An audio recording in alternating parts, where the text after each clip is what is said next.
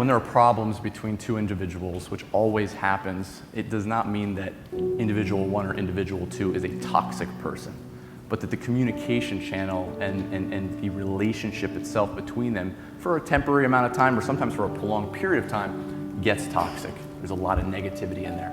One of the common questions that arises here is like, when I run into a relationship situation, a toxic relationship situation, as soon as I start to convey my point to the other person, emotions start flaring, you know, and then argument arises and it spirals out of control. And so how do I convey my point without taking the other person off, right? Without starting an argument. And the answer to that is, it starts with positive language. Bringing the focus back on yourself. Remember, you cannot change the other person. You can only change yourself and how you're interacting with them. That's where all the change starts. So instead of saying you are wrong, try saying I don't understand. Instead of saying you always, try saying I often feel. Right? There's a big difference between saying you said that and you did this, as opposed to saying I'm hearing this and this is how it's making me feel. You're effectively saying the same thing, you're conveying the same point, but the other person doesn't feel like you're pointing a finger at them. They don't feel attacked. I mean, it's amazing how that works wonders in communication. Just bringing the focus back on yourself when you disagree with the other person. When someone's in a terrible mood, they're gonna say things, they're gonna do things that aren't really about you, it's about them. Now it's hurtful, but it's about them. Whether it's a spouse, whether it's a friend, whether you're communicating with these people and they're getting upset, you've got to realize that it's not always personal. It can seem very personal, but there's a huge amount of freedom in not taking things personally. Now we want to jump into the self-care part of this, right? So you're not taking things personally. You've looked at these behaviors. You're trying to keep the communication positive. And it's just, it's not working. You're getting that naysaying constantly, right? When you're creating space in your life between you and another individual or you and a group of people, it doesn't have to be black or white. You don't have to be on opposite ends of the spectrum here. It doesn't have to be, I'm either all in and spending every day with them or I'm not seeing them for the rest of my life.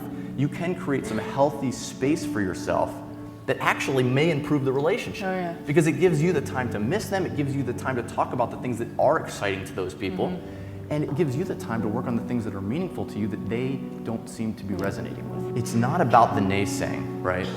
People are going to behave the way they want to behave. People are going to behave the way they do, but it's how you interpret it.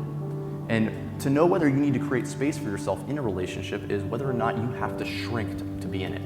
If you're always saying less, if you're always dumbing yourself down a little bit just to survive in the relationship, then you know it's probably a time to create a little bit of that space.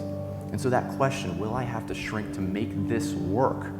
Or is this a situation where I can continue to grow? And it's a tough question to answer. Creating that space can be tough, but like I said, a lot of times it can be very healthy. It'll actually help that relationship thrive.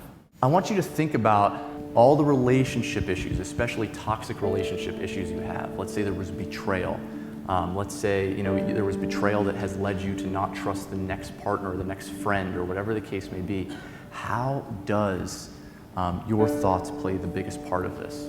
Is it really the other person that's the problem long term? Or is it the way you're thinking about it, right? If someone upsets you, if someone says something to you, right, insults you, and you ask yourself, is it true?